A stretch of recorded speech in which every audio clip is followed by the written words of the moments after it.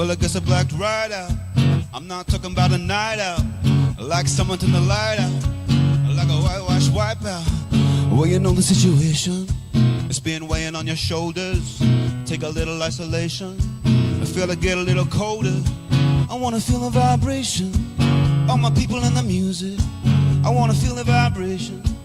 Oh, you know I'm gonna lose it. But you gotta go down, down with dig deep down. Can you dig deep down?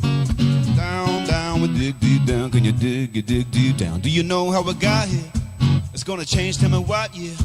I'm just trying to get a shot here. Let her fall if you got fear. Cause you gotta let your soul shine. Yeah, you gotta have a good time. We gotta let our body unwind. Before you're back to the grind, grind, grind. I wanna feel the vibration. All my people in the music. I wanna feel the vibration. Oh, you know I'm gonna lose it. But you gotta go down, down with dig deep down. Can you dig deep down?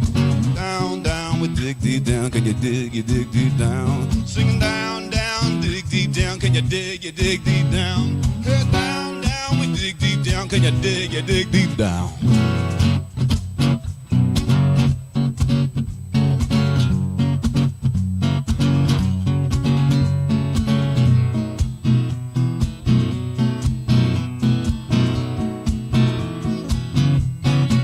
Cause you gotta let your soul shine.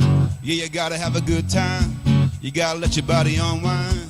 Before you're back to the grind, grind, grind. Yeah, you gotta let your soul shine. Yeah, you gotta have a good time. You gotta let your body unwind. Before you're back to the grind, grind, grind. I wanna feel the vibration. All my people and the music. I wanna feel the vibration. Oh, you know I'm gonna lose it. But you gotta go down, down. We dig deep down. Can you dig deep down? Down, down, with dig deep down. Can you dig deep down? Singing down, down, dig deep down. Can you dig deep down? Down, down, down, we dig deep down. Can you dig deep down on a Sunday? Yeah.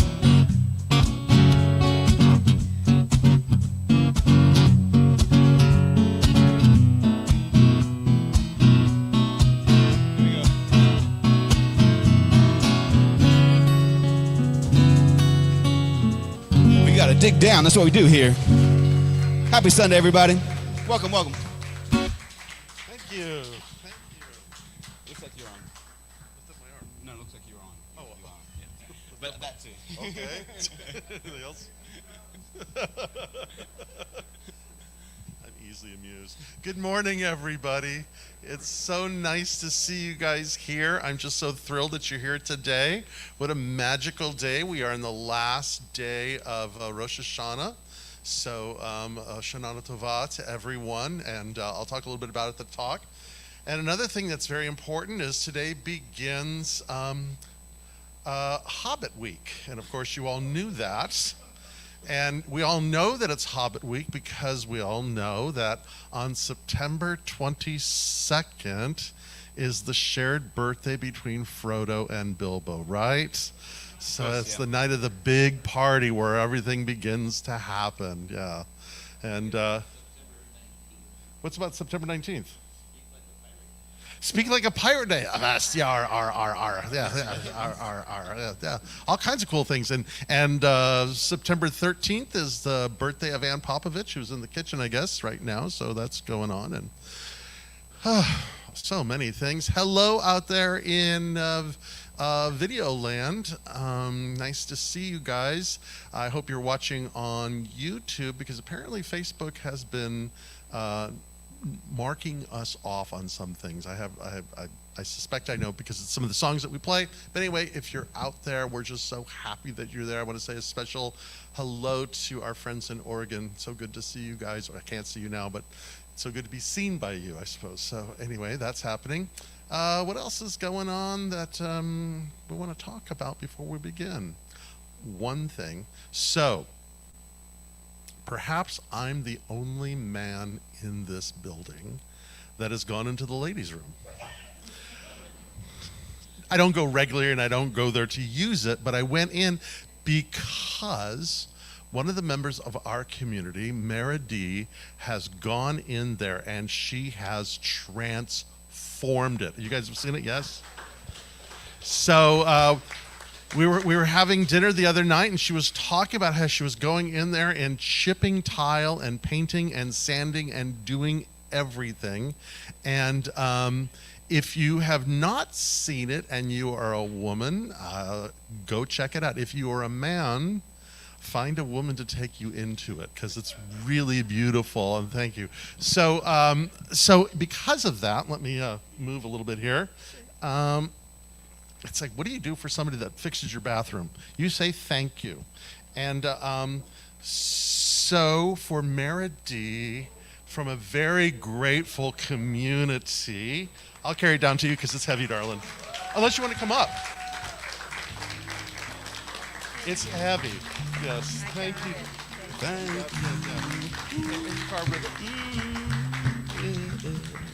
Yeah, it's cool.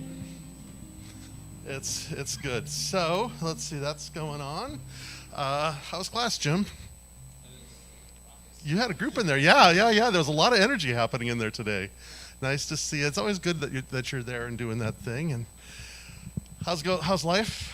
Wonderful. Good. Busy and getting to share what I do, so that's what I'm here for. So feeling purposeful. Yeah, we had an opportunity to go to lunch, and we went. What was that place called? Tacos. City Tacos. City Tacos. Do you guys know City Tacos? It's right up there with the Camino. It's a pilgrim. City Tacos, man. It's. I told you. Yeah. Oh my goodness gracious! It was like a Encinitas. spiritual experience. Yeah. Gourmet tacos. Gourmet tacos and philosophy was fabulous. Yeah. And then Reverend Laura, so nice to see you. How are you, my dear? Good. You've had a busy summer. I have. Dancing up a storm. Everywhere. Yeah, good to have you here. You gonna dance today? Sure. I hope so. Okay. What she will do is she will do a prayer circle after service, and maybe that prayer circle will turn into an interpretive dance. As it should. As it should, which will be about 5 minutes, because it's all a prayer. That'll happen about 5 minutes after service in the Emerson room. And then also, just for you guys to know, if you fill out prayer requests, the practitioners pray for them weekly. And we also have been, some of the practitioners, we've been getting, those who can, get together on Friday mornings on Zoom, and we go through everything and pray. So we are seeing you, holding you in prayer, just loving you into wholeness. So you may fill out a prayer request, or you can talk to one of the practitioners after service. Let's see, Liz is here, Jennifer's here, Paul is here, Andrea's here. Who am I missing? Kurt's in the kitchen. Yeah, any one of those guys, just say it, or Laura, just say, do you have a minute to pray? And they will pray with you, because that's what they do. And it's always better when we get to. So that's happening, and let's do it. Okay. Oh, why don't you get us going?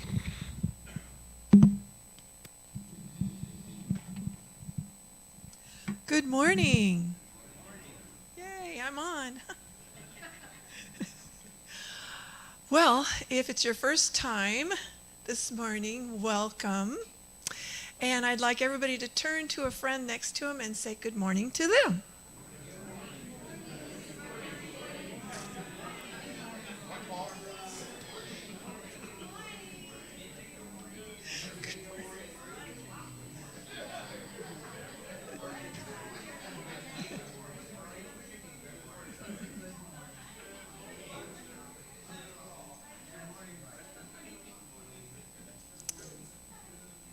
I love hearing all your loving voices.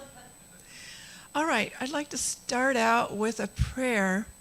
It's an ancient Tibetan prayer, borrowed and used by many cultures. And so let's get comfortable in our seats and 2 feet on the ground. Take a nice deep breath.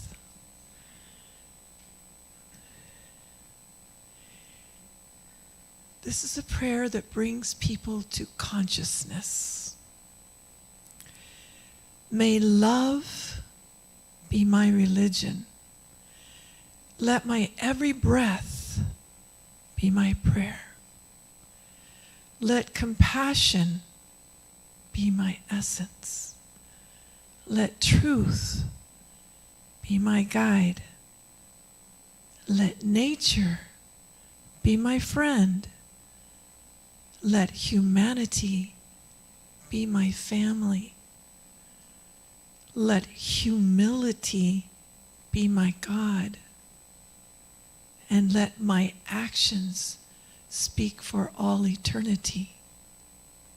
And let this morning's message and music bring us joy and wisdom. I celebrate these truths with full gratitude, knowing it is already manifest.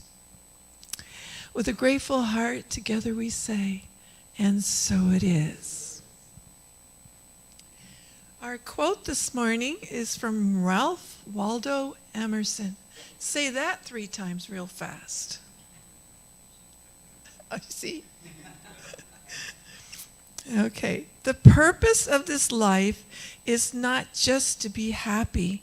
It is to be useful, to be honorable, to be compassionate, to have it make some difference that you have lived and lived well, which I see all of you have.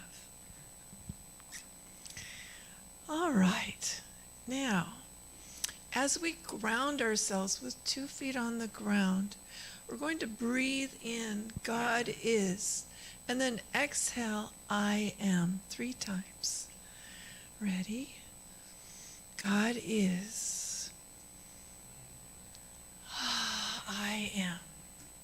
God is. I am. God is. I am.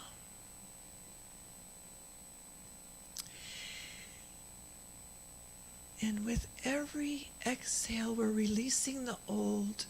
With every inhale, we are replacing the old with peace, with peace, with peace. These next 3 minutes, during our contemplation, we can let go of all anxiety, worry, and doubt, and replace it with peace.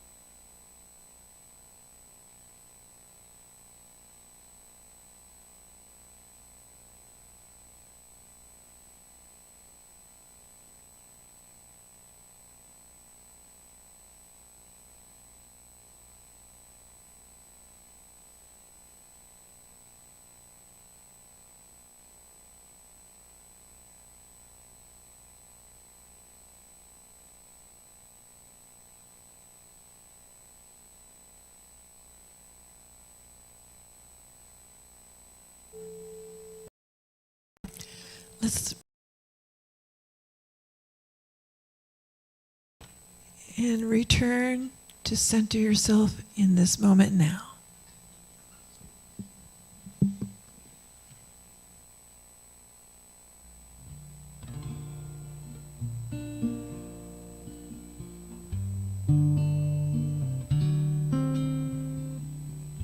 All right, this is time if you're feeling a desire to express yourself, to sing out loud with these lyrics. If you know them, feel free to sing it as loud as you can, as emotional, most feeling it as you can, because it's spirituality as well to express. When you're down in trouble, you need some love and care, and nothing, oh nothing is going right.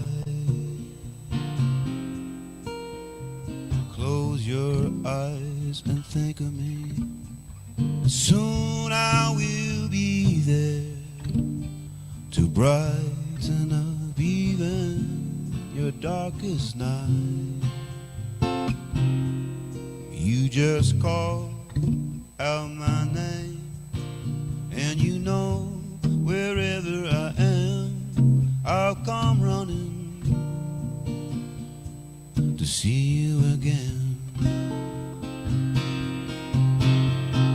Winter, spring, summer, or fall, all you have to do is call, and I'll be there, yes I will. You got a friend, yeah, you got a friend. When the sky above you turns dark and full of clouds, and oh, that old north wind begins to blow, keep your head together now and call my name out loud, and soon I'll come running into your door. You just call out my name, and you know wherever I am, I'll come running to see you again. Winter, spring, summer, or fall, all you have to do is call, and I'll be there, yes I will. You got a friend, yeah, you got a friend. Now people can be so cold, they'll hurt you and desert you, take your soul if you let them, so don't you let them. You just call out my name, and you know wherever I am, I'll come running to see you again. Winter, spring, summer, or fall, all we have to do is call, and I'll be there, yes I will. You've got a friend, yeah, you got a friend. Ain't that good to know that you got a friend, you got a friend. Beautiful, everybody. Please welcome back the Dr. Reverend Guy Williams. Yeah, thank you. Myself organized here. I think I am. There we go. So good morning again. So last week I began a talk that I said was kind of a preface for the theme of the year, which is the great work of your life. And what I realized is that this talk, last week's talk and this week's talk, is kind of a preface, meaning that this talk is going to take a year to give. So I'm going to do it in little bits and pieces, and it might be something kind of interesting for me as well. But anyway, so I just kind of want to share with you, one of the things that I'm formulating or that came from the sabbatical for me was really that it's time for me to kind of begin formulating just what in the world do I believe, and where do I go with that? So last week I talked about two themes. The first theme came from a story by a guy by the name of Dave Abrams who wrote Becoming Animal, and he's a magician. And if you remember, I told the story. He was a magician. He worked his way through college by doing sleight of hand at Alice's restaurant. And the point of it was that the work of magic is all about disruption. And what I would want to offer is perhaps one of those great universal truths to consider is that the creative process arises out of disruption. We talk about the journey of the soul is order, disorder, reorder. And that's not a linear line. It's kind of a spiral. But whether it be the Big Bang or hitting your thumb, another kind of Big Bang, or whatever the case may be, the order of things always begins to shift. And I want to get into this a little bit later. But just for us to consider, and what I would offer is this, is that the essence of healing is disruption. It's the disruption of patterns, of preconceived ideas and preconceived notions, which is really what prayer is, isn't it? It's disrupting the status quo.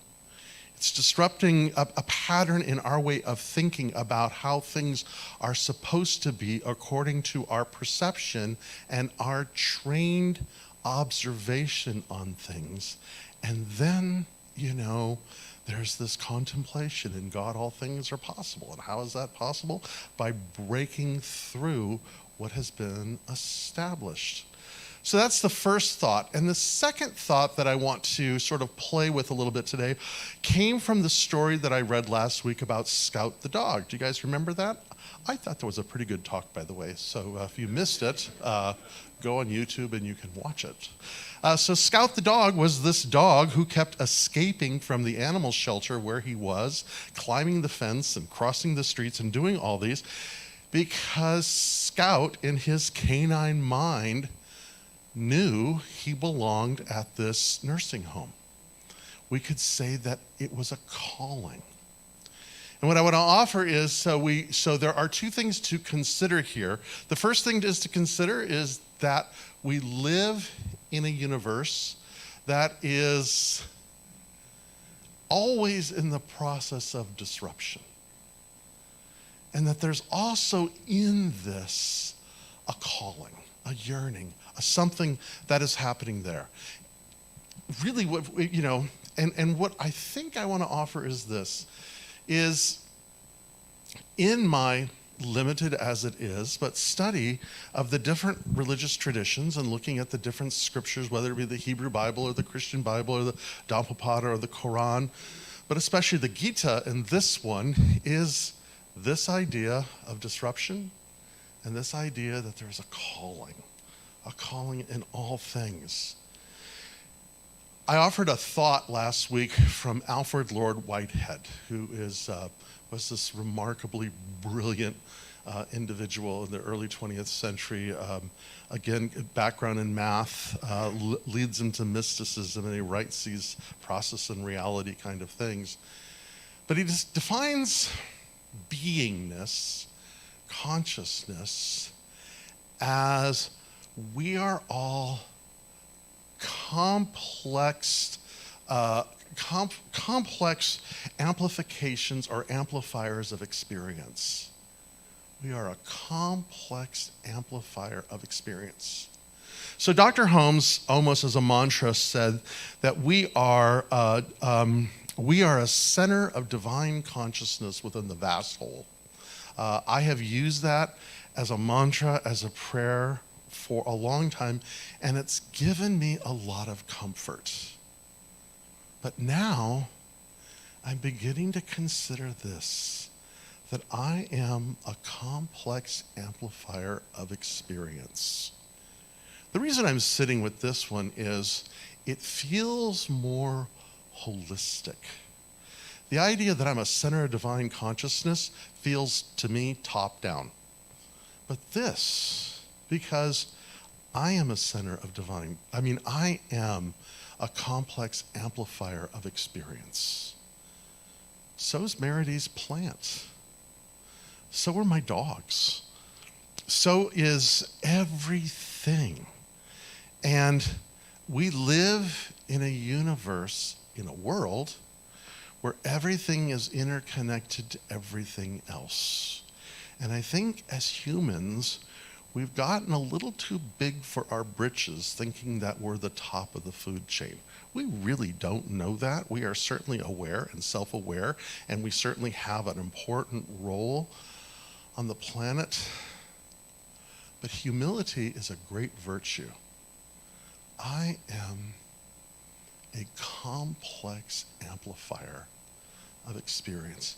Just breathe that in for a moment. Let me repeat it again, and then just repeat it to yourself quietly.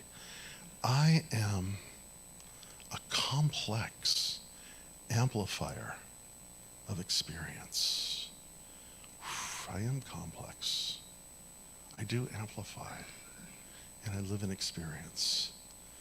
So now what I want you to do, because it's more fun with you doing it too, is I want you to turn to somebody and just say to them, you are a complex amplifier of experience.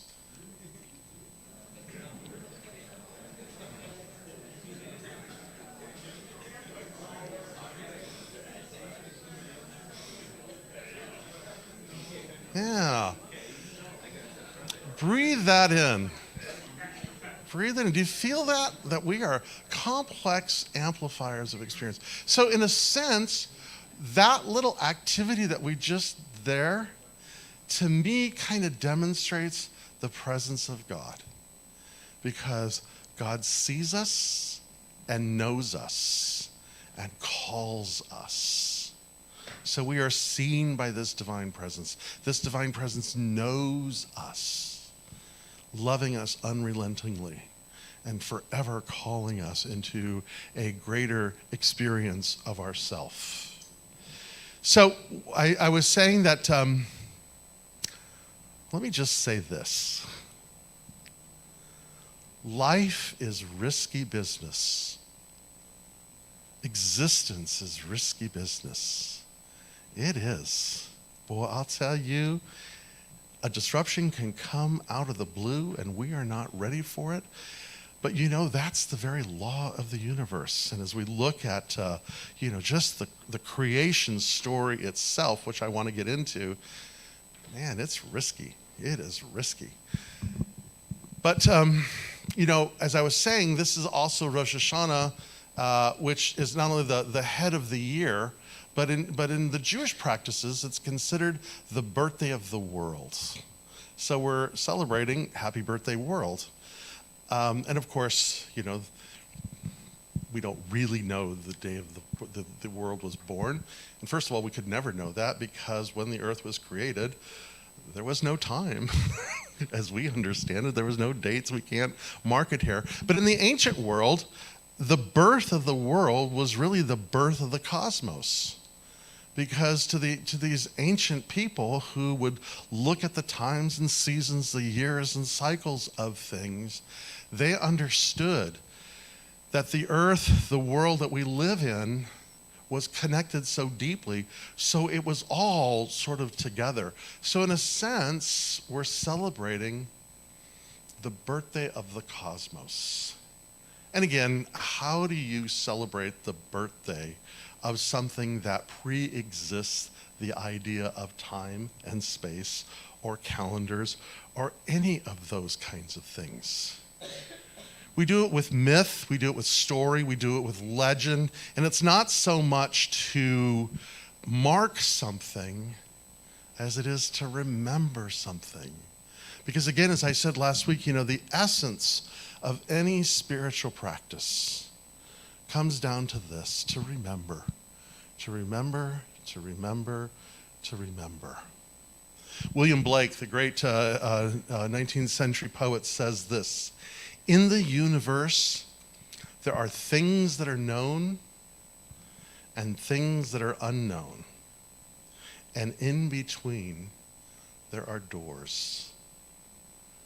There's what is known and what is unknown. And between those, there are doors. And I sort of want to walk through a door with you guys today, if I might, at that level. So I've spoken before that there is this remarkable cohesion between the Kabbalah and the present scientific explanation of creation, or what we would call the Big Bang. So what Big Bang theory tells us is that somewhere 14 billion and change ago, there was this incredible burst of energy that existed and expanded out, contracted in temperatures that were too hot even to measure.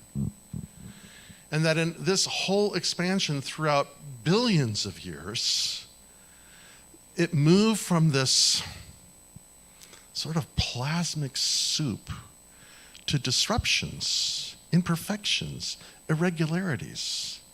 And that these irregularities, the differences between super hot and not so super hot, gave rise to the building of certain elements, hydrogen. And from these, there was the vast explosion of these giant stars, this great and violent experience.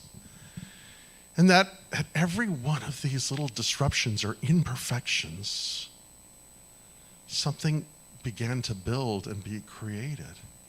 Well, Kabbalah says the same story. You know, it talks about the bursting of the great vessels and the movement and the hidden energy and the divine.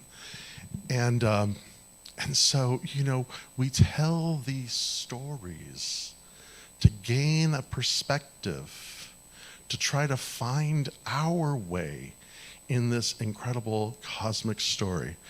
So I was reading the other day in a book by Brian Swim, this wonderful thing, and I want to read this. It's called The Heart of the Universe, Heart of the Cosmos.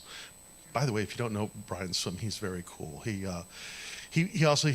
a professor of cosmology and other things in graduate level at California Institute of Integral Studies. His background was mathematics. He did his dissertation on the singularity. So he's kind of a swirly nerd. And then he did a lot of work with Thomas Berry, who was a theologian who is a great proponent of Teilhard. Imagine that. But in his book, I just want to read a paragraph or two of what he writes in this.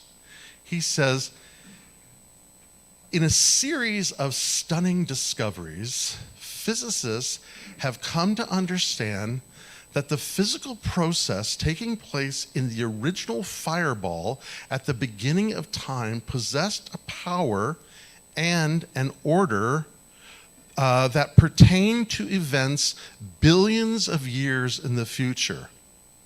The strong nuclear interaction between two protons was precisely what it had to be in order for long-burning stars to appear. If the strengths are altered by as little as 2%, the entire future existence of life in the universe would never have been possible. 2%, little fluctuation. But what he's saying here is that there was an order to this thing. And then he goes on. One thing that is very clear is that the universe is not entirely random. If the universe were random, there would be no preferred directions for the inverts in it. But even from the earliest moments, the universe is moving toward the construction of stars, we can summarize this situation by saying that the universe has inclinations to move in certain directions. Or we can say that the universe has fundamental preferences for its movements. Breathe that in for a second, because this is kind of a real different story than we have been told about the universe. That there at the very beginning of things, movements, complex amplifiers of experience, that the universe has preferences. Gravity is a preference. The movement of things, the fluctuations, have inclinations. That our universe is not indifferent. It is not pure chaos. The universe has inclinations and preferences for its ongoing unfolding. And then he goes on to say, I speak of this inclination in the universe as being a desire or urge. Breathe that in for a second. These inclinations of the universe can be described as urges or desires. And what we know, fundamentally, what the great mystics have taught us since time immemorial, is that the great force in our life, in all life, is desire. A plant desires light and moves towards it. The stars desire a certain trajectory and move to it. There is in each and every one of us a longing, a nostalgia, a sense of something. Teilhard writes it this way. He says, a sense of the universe, a sense of the all, the nostalgia which seizes us when confronted by nature, beauty, music. There seems to be an expectation and awareness of a great presence. There seems to be a great presence or evidence. And so, I don't know what to make of when Ernest Holmes says, we believe in God, the living Spirit Almighty, one absolute, indestructible, self-existent cause.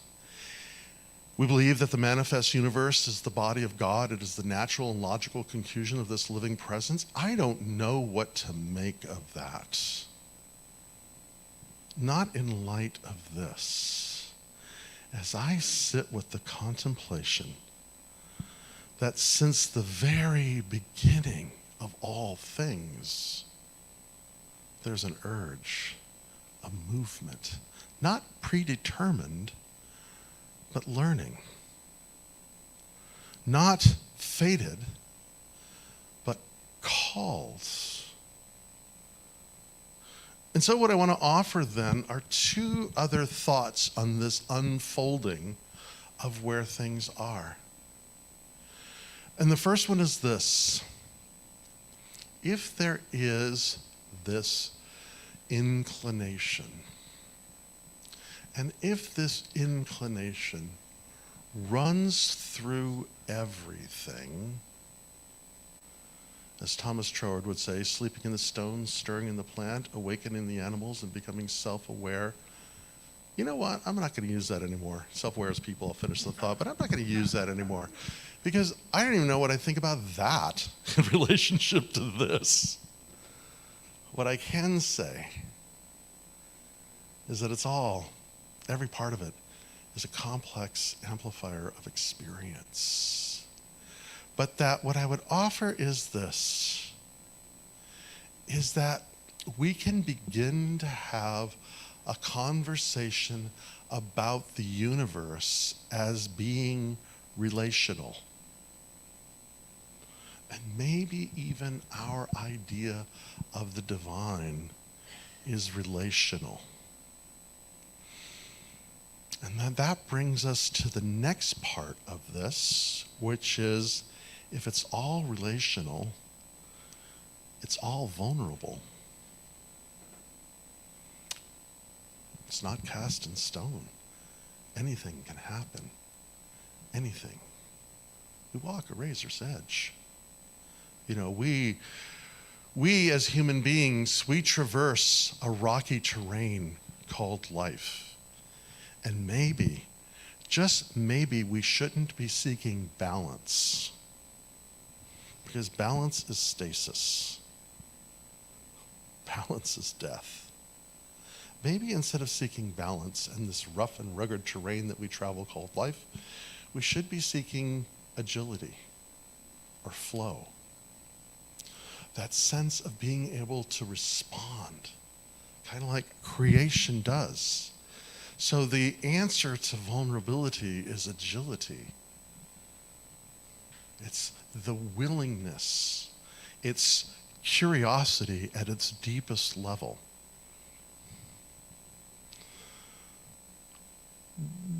What I would offer too is this, is that it makes the great question, what is the meaning of life, relatively easy to answer.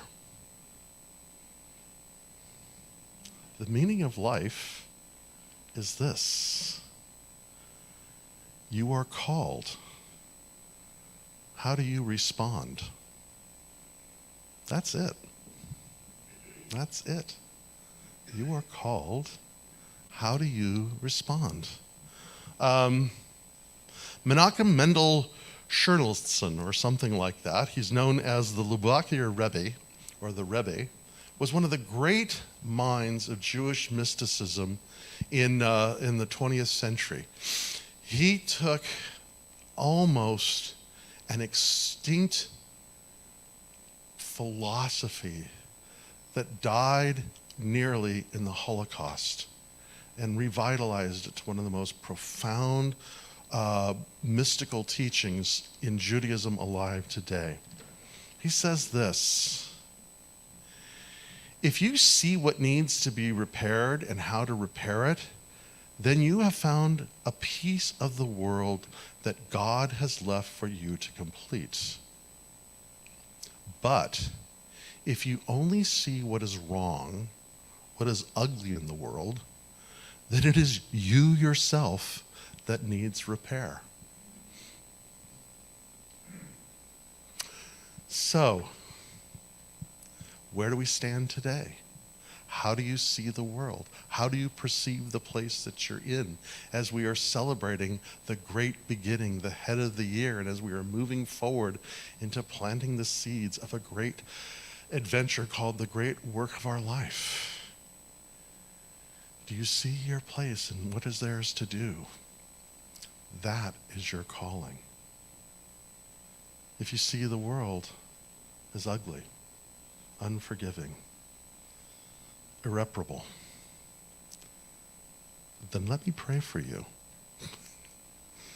Let us pray for you. You are in the right place. None of us are perfect at any time in particular. That's why we're here together. My teacher used to say, we join communities so we can grow up all over each other. I rather say that we love each other into wholeness. And we do this by looking at each and every one of you and saying, you are a conscious amplifier of experience. You are a conscious amplifier of experience. You are a conscious amplifier of experience. I know you. I see you. And that is what we do. I kind of want to say this other thing, but I'm not going to say it today. I'm going to wait till next week. Because next week, I want to take this idea, what is yours to do, and carry it further. So if you want to know the end of the story, you got to come back. But let us pray. Prayer, as Emerson says, is the contemplation of the facts of life from the highest point of view, which, by the way, is a risky thing to do because it's disrupting a pattern of thought.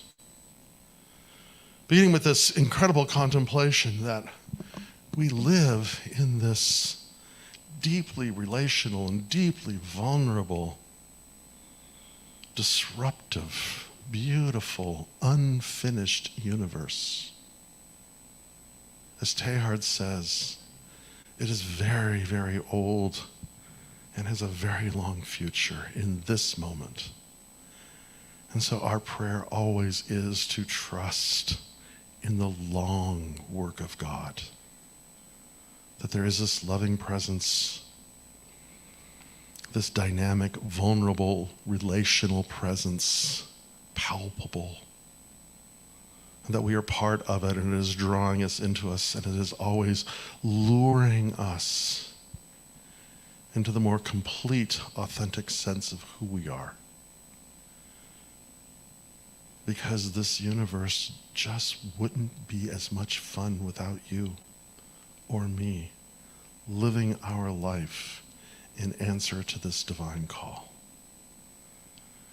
And so my prayer today is that each and every one of us today and tomorrow will be surprised, will find amazement, will experience a delightful disruption, causing us to a deeper level of curiosity, participating in this thing called evolution at its most delightful place.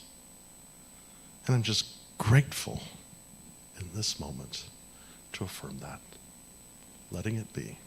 And so it is.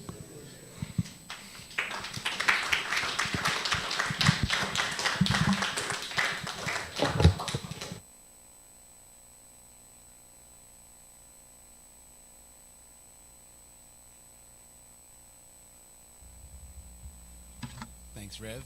Beautiful, as always. And as always, I've got you trigger 15 different songs I want to sing in the middle of the talk. But I think I'm landing on this one, which is brand new.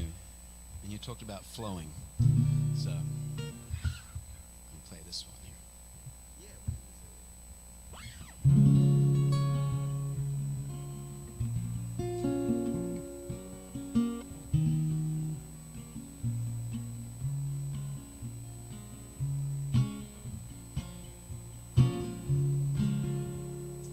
Slow it down, everybody, slow it down.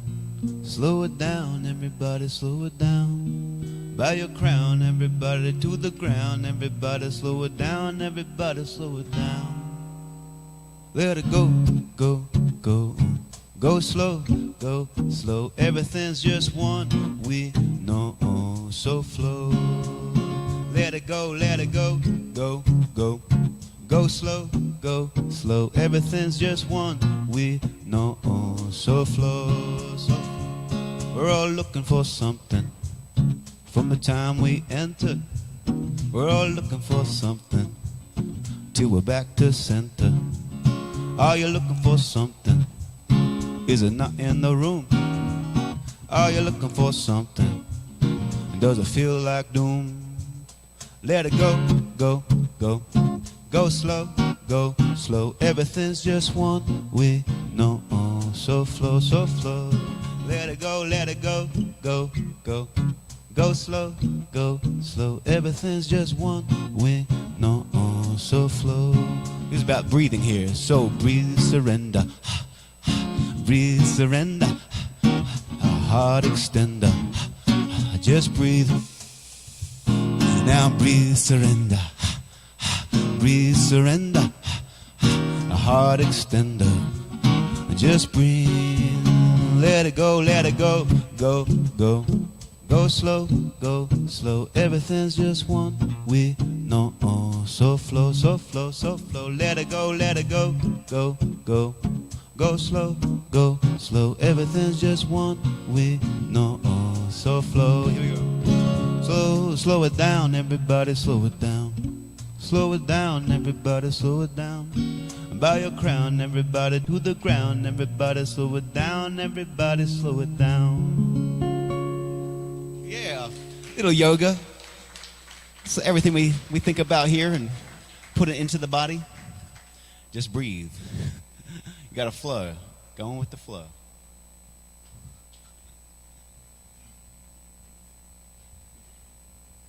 Thank you for that. You're such a good songwriter. Thank you. Wow. Well, I'm inspired by this space and the talks and the discussions we have here. So we feed each other, right? That's what we do. Oh, that's right. Open relational. Very San Diego. Thank you.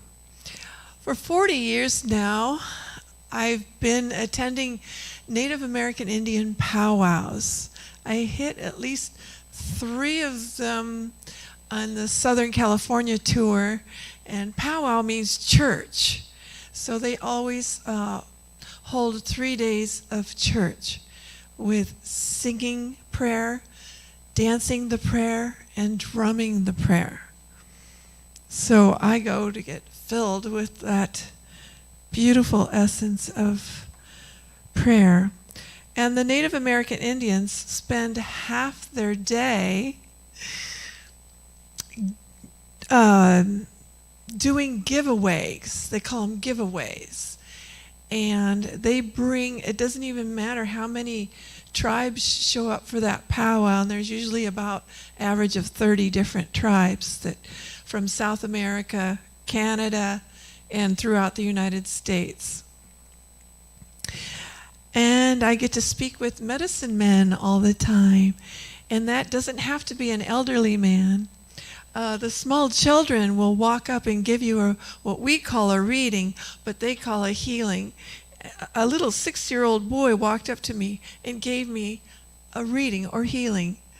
And so the elder told me that he was a medicine man. So at birth, you're automatically a healer. So they believe by doing these giveaways that their wealth among tribal people is having enough to share. That's their wealth, is having enough to share. Not showing off, but just sharing their wealth. And so now let's hold our wealth, our tithing on our hearts, gratefully giving to your spiritual community through time, treasure, talent, and tithing. And through this, we have wonderful happenings here at the Hilltop Center. With our hearts, with our love on paper, we are sending not just to the Hilltop Center, but it dominoes, it ripples out into the world. Thank you so much. We are so grateful. And together we say, and so it is. Thank you for this day, Spirit. Thank you for this day. Thank you for this day, Spirit. Thank you for this day. This beautiful, this beautiful, this beautiful day. This beautiful, this beautiful, this beautiful day.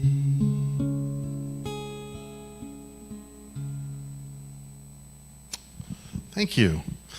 So thank you all for being here today and celebrating with us.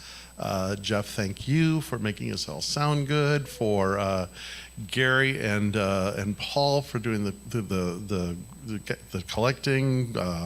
Let's see who was doing greeting today. Yeah. Thank you for the greeters. Thank you for the music, Laura. Thank you for you. Remember, if you have a burden on you today, please do not leave without prayer. The prayer circle will be in the medicine room, which is just right next to the hall there. About 5 minutes after service, there it looks like there's a feast laid out for us again. We don't do communion, but we do food, and it's the same mystical principle, which is this. There is a table laid out for you, and everyone is welcome to it. And there's lots of bread to break out. And there's lots of bread to break. And take some home and break it some more. Spread the wealth. So thank you for that. Thank you for the bread. I guess that's it. Isn't it? Sunday morning class. Yes. Sunday morning class with Jim Jones there. You have a visioning class coming up? No, I think that's been postponed. It has, yeah. But Paul has a meditation on Wednesday afternoons at 1 o'clock. Yeah. So I just want to say one more thing. I try not to be controversial, but just bear with me on this one, please. Because I live in Temecula, and Temecula now has a school board that thinks it's okay to teach that, I don't know, that penguins have hiked from Antarctica to the middle of the Middle East, thousands of years ago to get on an ark to save the world. And yet, that same book that teaches forgiveness of debt and loving the immigrant and loving your enemy are never mentioned. That could happen in the school board in Fallbrook. Well, whatever. But I'm just saying, it troubles my soul of what we are offering to our children. And anyway, that's all I want to say about that. Yeah, well, you have a calling. We have a calling. We have a calling. We have a calling. And not that penguins could not hike from Antarctica to the Middle East and get on a boat. Maybe the penguins had a calling. Yeah, but I don't think it happened. So this is about Scouts. So let me pray first. Oh, yes, please. Ahead of myself here. So with that, we just bless this day. We give thanks for all that there is. I'm just so deeply grateful, and so it is. And so it is. This is for Scout and all of us following that calling.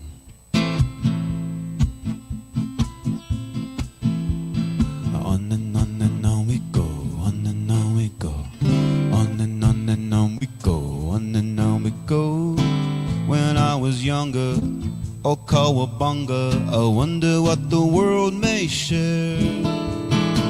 As I got growing, hungry for knowing, I heard a whisper in the air. It's quite a ways over there, sweet kid. It's quite a ways over there. It's quite a ways over there, sweet kid. It's quite a ways over there. On and on and on we go, on and on we go, on and on and on we go, on and on we go. I met this lady, I asked her maybe, do dreams come true, then where? I lost my youth, she said the truth, don't always care to be fair. It's quite a ways over there, sweet kid. It's quite a ways over there. It's quite a ways over there, sweet kid. It's quite a ways over there. Go get it now.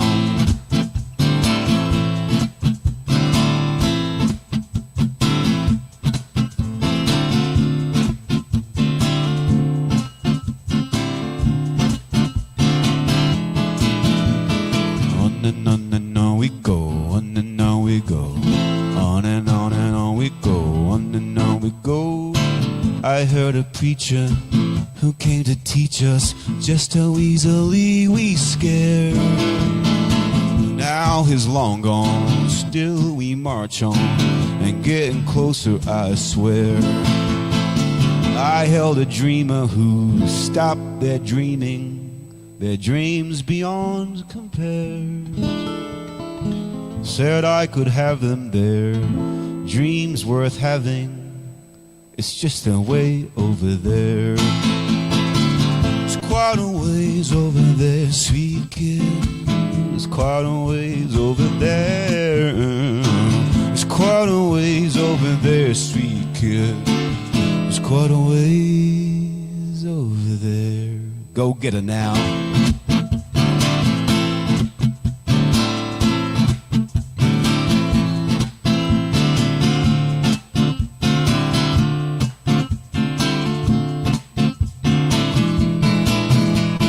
On and on we go, on and on we go. On and on we go, on and on we go. On and on we go, on and on we go. On and on we go, on and on we go. Go get 'em. Keep chasing those dreams. Keep following that calling. Happy Sunday, everybody.